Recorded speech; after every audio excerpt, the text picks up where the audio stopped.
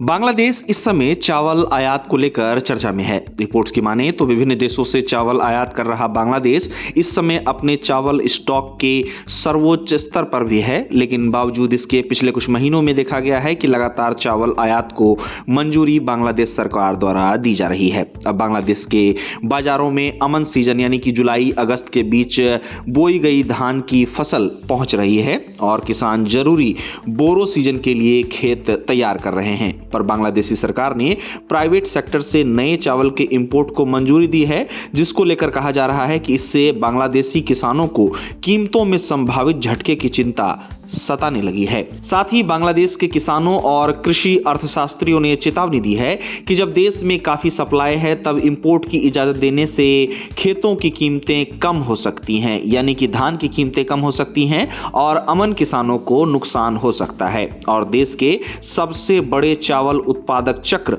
मौजूदा बोरो सीजन में खेती करने वालों की संख्या कम हो सकती है। अब बांग्लादेश सरकार के डेटा से पता चलता है कि बांग्लादेश के पास अभी चावल का अब तक का सबसे ज्यादा स्टॉक है। बताया जा रहा है कि बांग्लादेश के सरकारी गोदामों में अच्छा स्टॉक है और तुरंत सप्लाई का कोई दबाव नहीं है, पर फिर भी आयात लगातार जारी है, जिसने अब सवाल खड़े करने शुरू कर दिए हैं। बता दें कि 18 जनवरी को ही बांग्लादेशी सरकार द्वारा 232 प्राइवेट कंपनियों को 2 लाख टन पाराबॉइल्ड चावल इंपोर्ट करने की मंजूरी दी गई है। अब इस खबर के सामने आने के बाद बांग्लादेश में बढ़िया चावल की कीमतों में और बढ़ोतरी होने पर चिंता जताई जा रही है। आपको बता दें कि बांग्लादेश में पिछले 2 से 3 सप्ताह के दौरान चावल की विभिन्न किस्मों में 2 से 3 रुपए प्रति किलो की तेजी देखी गई है। इसी बीच बांग्लादेश के चावल आयात और प्रोडक्शन पर नजर रखने वाले एक एक्सपर्ट का कहना है कि व्यापारी पीक सप्लाई सीजन के दौरान भी बनावटी कमी पैदा करने की कोशिश कर रहे हैं और मार्केट में हेरफेर को रोकने के बजाय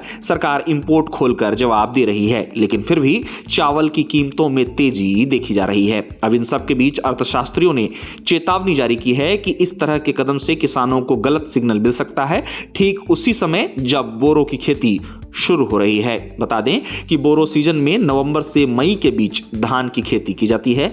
बांग्लादेश के वर्तमान चावल संकट को देखते हुए एक्सपर्ट्स बांग्लादेश के चावल इंपोर्ट को अब इनलॉजिकल बता रहे हैं। आरोप लगाया जा रहा है कि ऐसे इंपोर्ट से केवल एक खास ग्रुप को फायदा होता है और किसानों को नुकसान होने का खतरा है। वहीं चावल के हालिया इंपोर्ट को लेकर बांग्लादेश सरकार की राय यह है कि चावल का ये इंपोर्ट बढ़िया चावल की उपलब्धता और कीमतों को स्थिर करने के लिए लिया गया है। कहा जा रहा है कि पतले दाने वाले बढ़िया चावल की किस्मों की कीमतों को स्थिर करने के लिए इंपोर्ट की आवश्यकता है, जो मुख्य रूप से बोरो सीजन के दौरान पैदा होते हैं। इसी बीच चावल की सप्लाई को लेकर मिलर्स का कहना है कि सप्लाई अच्छी बनी हुई है। वहीं होलसेलर्स का कहना है कि कीमतों में बढ़ोतरी कुछ अच्छी वैरायटी तक ही सीमित है और इसका मीडियम या मोटे चावल पर कोई असर नहीं पड़ा है, जो घरों में सबसे ज्यादा इस्तेमाल होता है। अब बोरो सीजन और चावल के स्टॉक को लेकर प्रतिक्रियाओं के बीच 15 जनवरी तक बांग्लादेश के अनाज स्टॉक की बात करें तो बताया गया है कि 15 जनवरी तक सरकारी अनाज का स्टॉक लगभग